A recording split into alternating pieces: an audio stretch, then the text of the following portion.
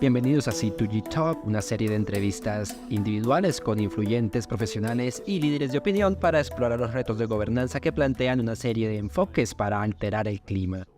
Soy Mark Turner, consultor senior de comunicación para la iniciativa C2G y hoy estoy con Inés Camiloni, profesora de Ciencias Atmosféricas en la Universidad de Buenos Aires, quien ha sido nombrada recientemente vicepresidenta del Grupo de Trabajo 1 del IPCC, que explora las bases físico-científicas del cambio climático.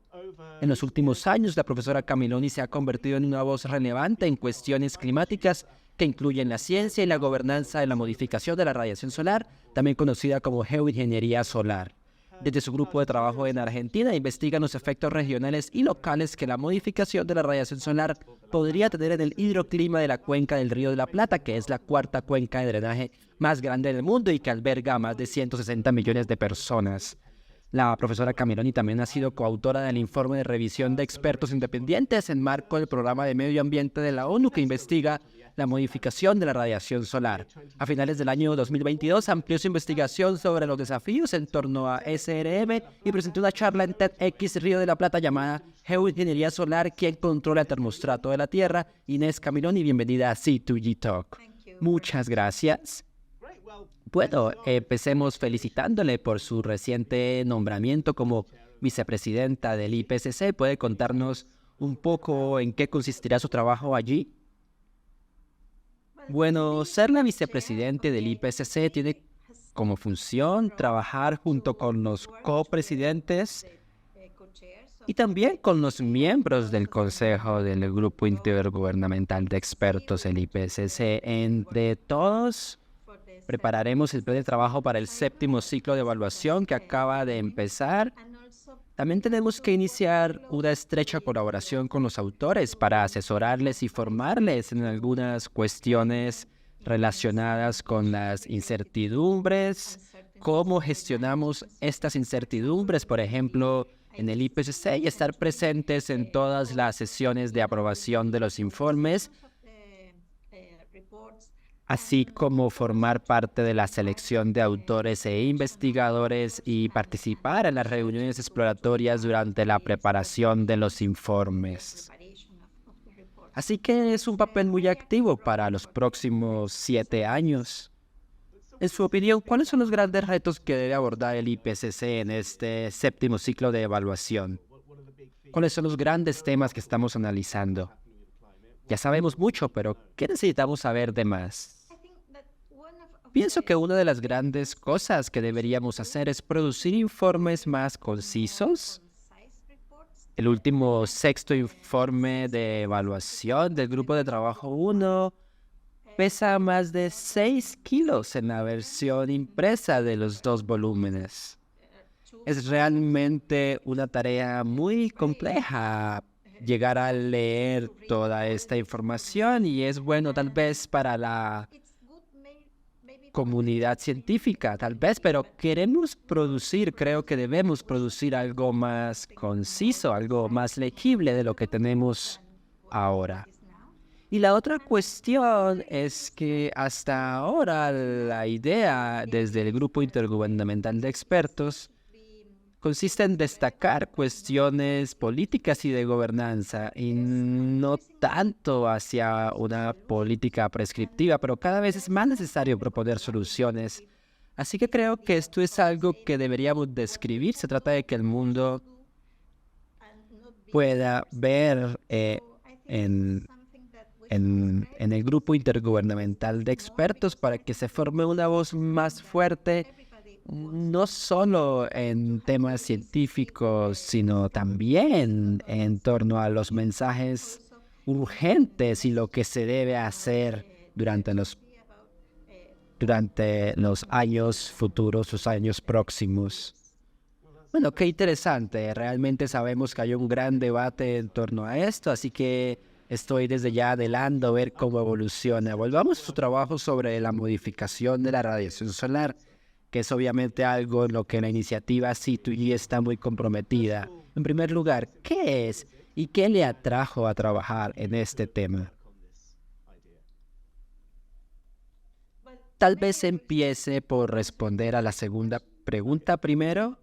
He sido autora principal del informe sobre el 1.5, el Grupo Intergubernamental de Expertos, y en el capítulo de impactos y evaluación de riesgos, uno de los resultados era alcanzar este objetivo de temperatura de 1.5 y que para lograrlo deberíamos reducir de una manera significativa las emisiones de dióxido de carbono en la atmósfera.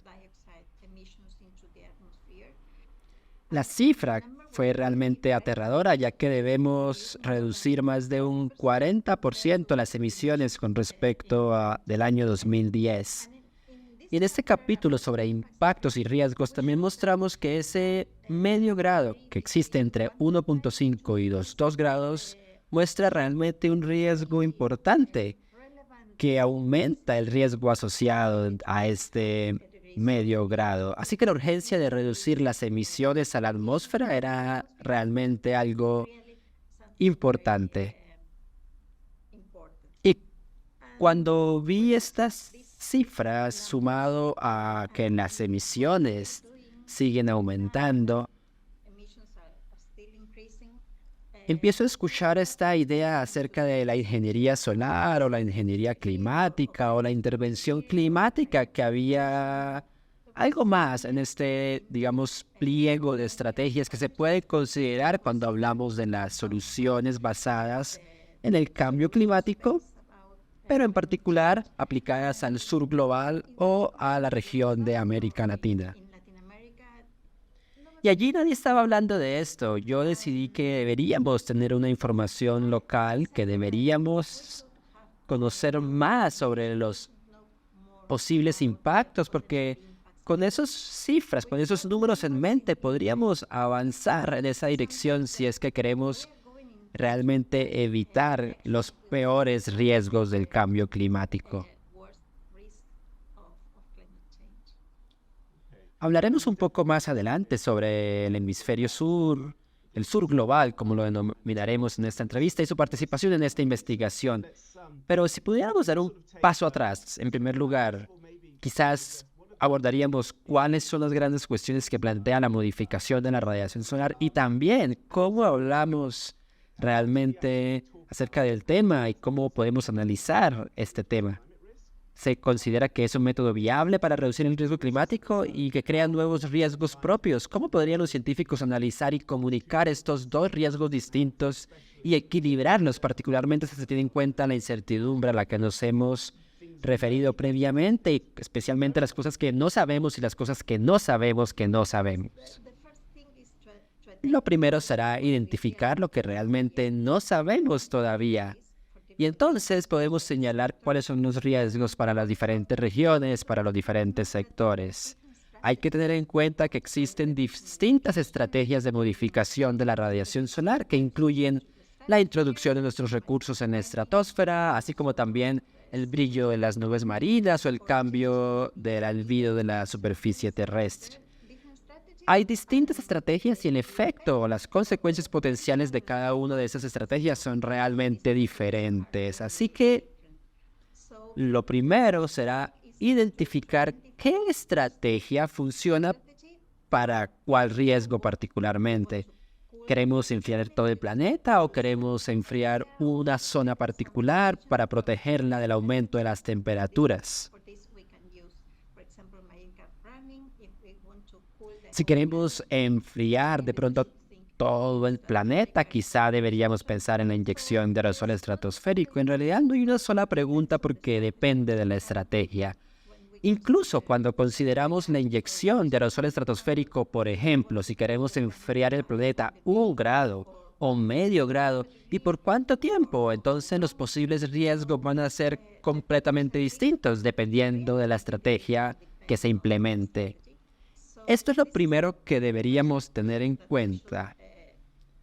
Y lo otro sería considerar las distintas estrategias, cuáles son los riesgos posibles que se asocian a cada una de ellas, y luego comparar este riesgo potencial con el riesgo de un planeta que se está calentando cada vez más y de una forma sin precedentes, de una forma que es muy riesgosa. Tal vez la mejor herramienta que tenemos hasta ahora para analizar esta cuestión sea comparar el riesgo del calentamiento del planeta con el riesgo de anulación de la radiación solar. Y ahí están las diferentes estrategias en las que podríamos pensar implementar. Me alegro mucho que se hayan mencionado los distintos tipos de enfoques y estrategias, porque a veces da la sensación en los informes, en los artículos, en el discurso público, la gente se limita a hablar de la geoingeniería como si fuera una sola cosa. ¿Piensa usted que al comparar, como usted dice, el riesgo de la modificación de la radiación solar con los riesgos de un planeta que se calienta, cree que el debate público está comprendiendo estos matices o que solo estamos empezando a explicarlos? ¿Y cree que la gente está dispuesta a comprometerse con esta forma más compleja de entender lo que se está viviendo?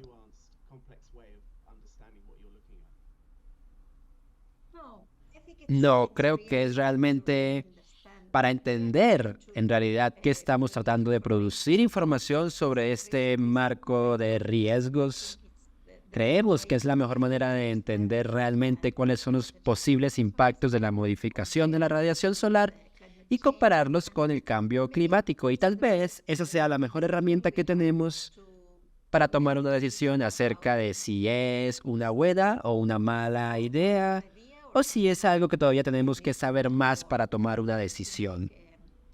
Pero estoy segura de que no es fácil entender esto porque tenemos una serie de incertidumbres y necesitamos investigar más para realmente comprender más estos posibles riesgos de la modificación de la radiación solar. Sabemos más sobre el riesgo del cambio climático, pero no tanto sobre el riesgo de la modificación de la radiación solar. Tomemos un ejemplo concreto, su trabajo en la cuenca del Río de la Plata. ¿Puede decirnos cómo ha visto desde su trabajo los riesgos comparativos del cambio climático en la región y cómo el uso de la modificación de la radiación solar en este mundo cada vez más caliente en la región permite tal vez ver beneficios? Hemos identificado algunos beneficios en la reducción de la temperatura y en las temperaturas extremas en la cuenca. Esto es bueno porque tenemos tanto a ciudades como Mercedes o a ciudades como la Gran Buenos Aires dentro de la cuenca del Río de la Plata. Hay mucha gente que vive allí, así como ocurren distintas actividades económicas. Las temperaturas extremas pueden ser peligrosas para las personas, para los ecosistemas y también para la actividad económica. Lo otro es que también exploramos los cambios posibles en las precipitaciones y en el caudal de los ríos. Lo que hemos descubierto es que podemos esperar una reducción de las precipitaciones extremas y también cambios en los caudales de los ríos, por ejemplo, caudales bajos, menos frecuentes. Esto podría ser una consecuencia buena, positiva de la modificación de la radiación solar. También encontramos, por ejemplo, un aumento de los caudales, un aumento de estas caudales que con más frecuencia llevan a inundaciones. Así que para una misma región podemos esperar tanto buenos como malos resultados, pero siempre comparando en el escenario de las altas emisiones de CO2 en la atmósfera. Ese es el primer paso para explorar los posibles impactos de la modificación de la radiación solar en la cuenca del Río de la Plata. Necesitamos, por supuesto, más investigación, pero al menos sabemos que con estos resultados tenemos esta situación, algunos beneficios y una idea de cómo aumenta en otras partes de la cuenca, tal vez, por ejemplo. Más adelante hablaremos de cómo los dirigentes políticos también pueden utilizar ese tipo de información, pero hemos hablado de la necesidad de ampliar la discusión en el tema. Mencionó que le inspiraba la necesidad de aprender más sobre cómo afectaría a su región y en general qué tan importante cree que es que los científicos de todo el sur global, América Latina, el Caribe, las regiones, se involucren en la investigación de la modificación de la radiación solar y de qué manera ve que esto ya está sucediendo hoy día. Es muy importante tener a científicos del sur global formando parte de la conversación e investigando sobre la modificación de la radiación solar, porque la estrategia de introducir nuestras fuentes en la estratosfera mediante la inyección de aerosol estratosférico puede llegar a cambiar el clima a nivel global, no solo a escala regional, sino también a escala global. Debemos entonces formar parte de esa conversación porque estamos hablando de una tecnología que puede producir cambios en distintas regiones y es necesaria una estructura de gobierno en ese sentido. Y cuando hablamos de que necesitamos una estructura de gobierno, necesitamos que nuestros gobiernos, los gobiernos de los diferentes países del hemisferio sur global, sean parte del debate y que la información sea producida por investigadores locales. De manera que creo que es relevante, primero porque tenemos los recursos humanos para hacerlo y para avanzar en esta investigación. Sabemos que ha recibido algunos fondos para su trabajo de diversas iniciativas. ¿Qué otro tipo de apoyo existe? ¿Hasta qué punto la financiación es un reto para los científicos del sur global que quieran ser parte de investigación, teniendo en cuenta todas las otras cosas que podrían financiarse? Y también podríamos tocar algunos desafíos en términos de acceso a la información o el acceso a las conferencias, el acceso a los informes de los expertos en los lugares apropiados. Me encantaría saber un poco más sobre estos desafíos. Por supuesto, la financiación es realmente un problema para la investigación en el sur global, porque como usted lo ha mencionado, hay un montón de cosas que necesitamos saber, que incluyen el cambio climático, por supuesto, sus riesgos también. Y para tener financiación, necesitamos contar con el apoyo, por supuesto, de muchos entes.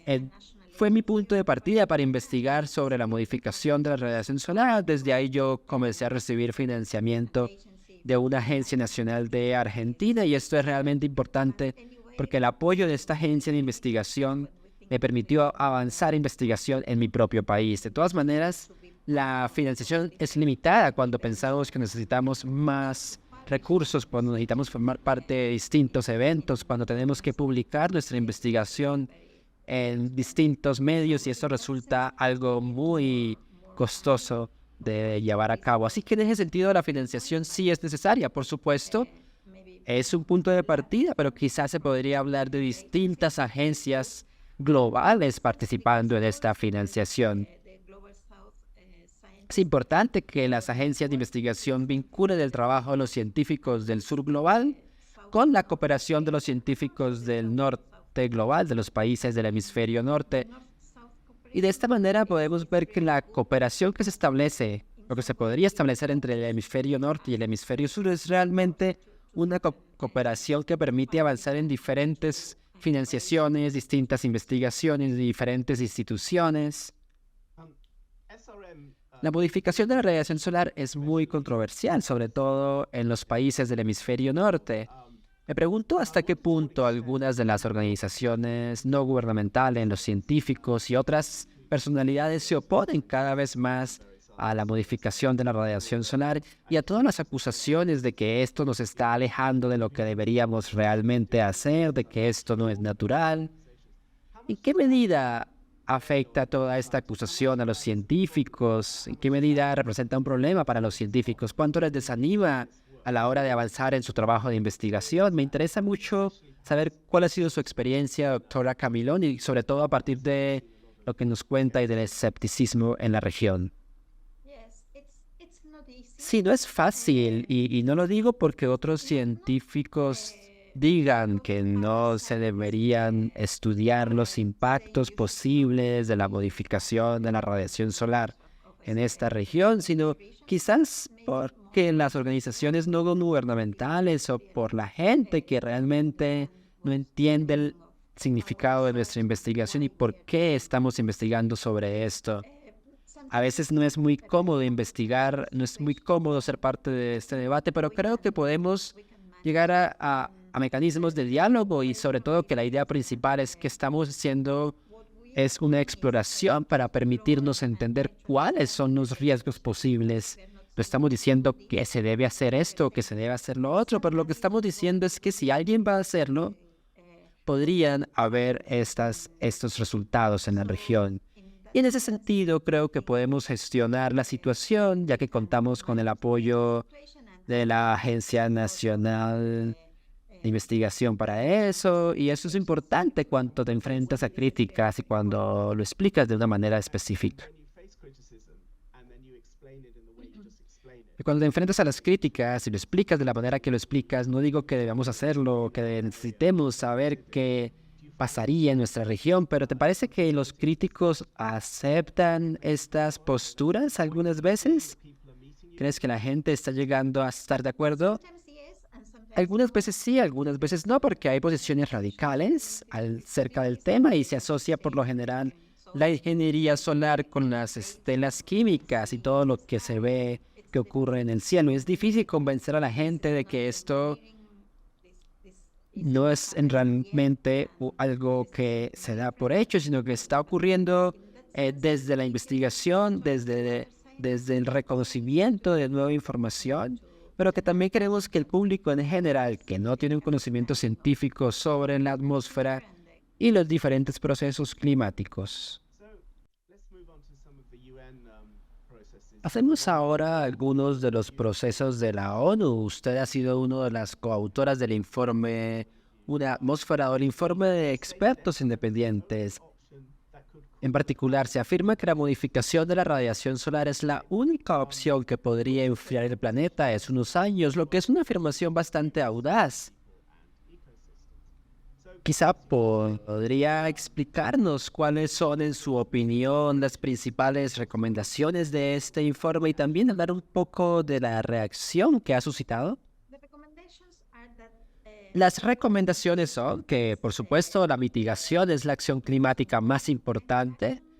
Estamos llamados como humanidad a reducir las emisiones de CO2 en la atmósfera y también la adaptación es otra recomendación. Es importante cuando consideramos la acción climática.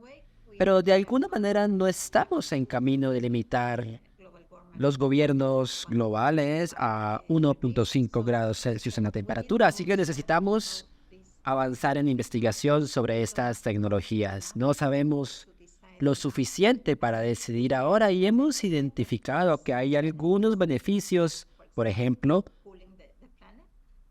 el enfriamiento del planeta, pero también hay algunos riesgos y estos riesgos están de alguna manera asociados a, por ejemplo, una distribución uniforme del efecto de enfriamiento. Por ejemplo, podría ser una tecnología demasiado eficaz y en algunas regiones puede enfriar la región más de lo necesario, pero en otras podría ser insuficiente y generar totalmente un nuevo clima. Y no sabemos realmente lo suficiente con este nuevo clima que podría, en términos de las consecuencias, no representar algo positivo en torno a lo que estamos viendo, porque tal vez debemos reconocer que es muy importante comprender mejor estos riesgos. Tenemos en realidad muy poco conocimiento sobre los posibles efectos que estos riesgos representan para la salud humana, por ejemplo, en los ecosistemas, así como en la disponibilidad de agua potable en distintas regiones. Tenemos algo sobre la Cuenca de la Plata, pero hay muchas investigaciones importantes en todo el mundo que debemos conocer en más detalle. Así que en ese sentido, este nuevo riesgo aún no lo conocemos y necesitamos más investigación sobre ello. Y hablando de investigación, considero que este informe también ha mencionado que necesitamos una gobernanza de la investigación, ya que hay distintos niveles para esta gobernanza de la investigación. Si hablamos de una investigación a pequeña escala, es una investigación que solemos hacer con nuestras simulaciones por ordenador, lo que llamamos de pronto investigación en interiores, pero no creemos que necesitamos una estructura de gobierno para esto, porque de alguna manera hay códigos de conducta que los investigadores siguen y así también se considera la libertad académica que se relaciona con estos temas. Así que en ese sentido no es necesario, pero cuando hablamos de investigación al aire libre, incluso para la investigación a pequeña escala al aire libre no hubo un acuerdo completo dentro del grupo de autores de este informe. Así que una de las ideas fue tal vez que este tipo de investigaciones al aire libre acelerara el despliegue de esta tecnología A esto se le llama la idea de una pendiente resbaladiza. Así que hay distintos niveles de discusión y obviamente al final si esto va a ser utilizado de una manera operativa, realmente necesitamos una estructura de gobierno. Pero lo que realmente se identificó es que necesitamos de una gobernanza sobre la estratosfera. Por ejemplo, cuando pensamos en la idea de introducir inyecciones de aerosol estratosférico en la atmósfera, y estas son algunas discusiones que forman parte de este informe y donde podría tener lugar esta gobernanza. ¿Qué órganos se sugirieron? ¿En qué lugares se podría tener esta gobernanza? No lo sabemos en realidad, pero pensamos que la Organización de las Naciones Unidas es una buena mirada para formar una estructura de gobernanza, porque la ONU tiene la experiencia de trabajar con todos los países en el mundo, pero quizás eso es algo que también debería discutirse desde un momento inicial con la ONU. Considera que el grupo intergubernamental de expertos debería abordar la gestión de riesgos estratégicos en más detalle y en caso afirmativo, ¿cómo considera? La modificación de la radiación solar forma parte de su informe. Sí, en el sexto informe de evaluación hay una sección muy extensa dedicada a este tema. Pero convengamos que los escenarios que se tienen en cuenta en la gestión de riesgos estratégicos no forman parte de la gran evaluación de los posibles escenarios. Creo que este es un paso que debería debatirse. No sé lo que pasará, pero creo que sería bueno si especialmente se consideran los diferentes escenarios con las diferentes emisiones de gases de efecto invernadero que se dan en estos escenarios y cómo deberían estos momentos ser parte de un mismo grupo en donde se discuta esta idea. Pero es una idea personal. ¿Y se han encontrado vías socioeconómicas? Sí, así es. Las vías económicas se están usando en el último ciclo del IPCC. Recientemente, el Grupo de Trabajo de la UNESCO sobre la ética del conocimiento científico y la tecnología publicó un informe sobre la ética de la ingeniería climática en la que se pedía la formulación de valores y principios éticos. ¿Cómo podría ser esto en la práctica entendido? Bueno, hay 6 cuestiones que deben tenerse en cuenta en relación con la ética de la ingeniería climática. Y en este punto quiero mencionar que este informe no solo se refiere a la modificación de la radiación solar, sino que también incluye la eliminación del dióxido de carbono.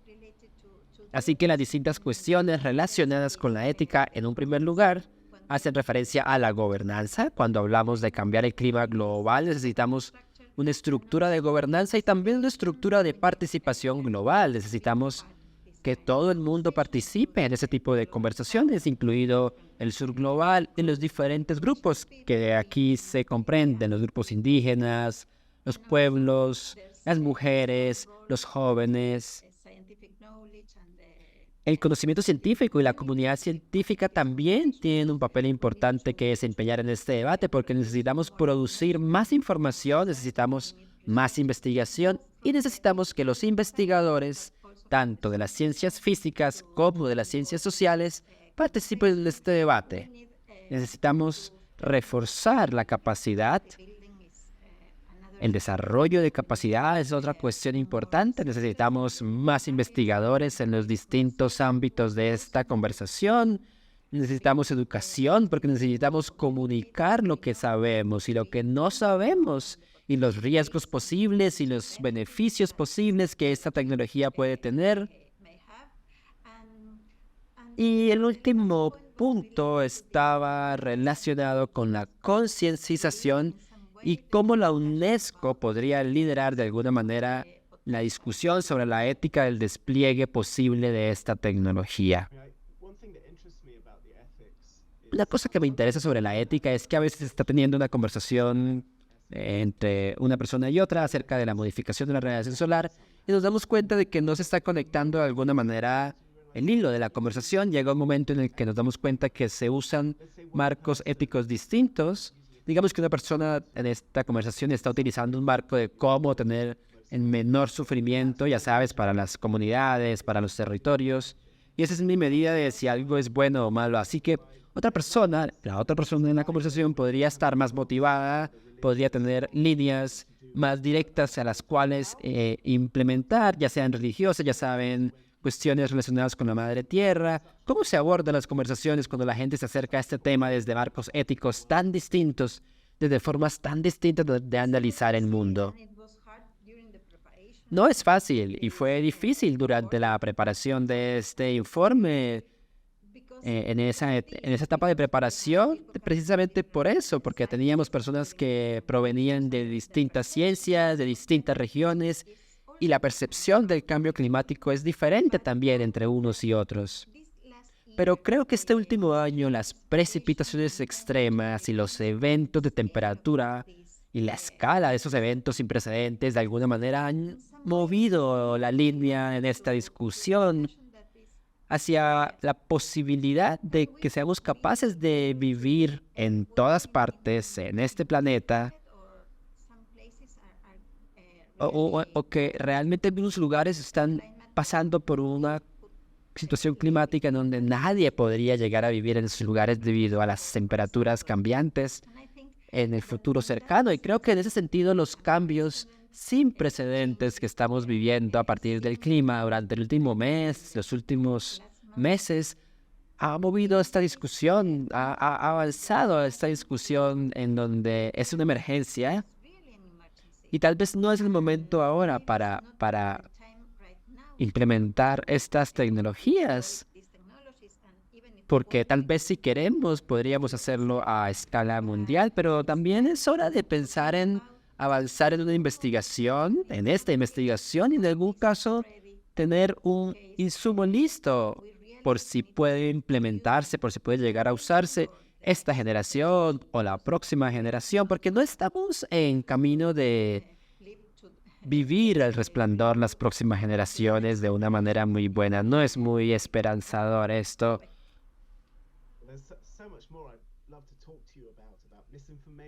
Hay mucho más de lo que quisiera hablar, hay mucha desinformación sobre el estado de la ciencia, podemos hablar durante mucho tiempo más, pero me doy cuenta que estamos llegando al final de nuestra entrevista, así que podríamos tal vez formular una última pregunta a nivel personal. Y es que el mero hecho de que estemos discutiendo esta idea de la modificación de la radiación solar, inyección de aerosoles estratosféricos, demuestra que estamos en una situación grave.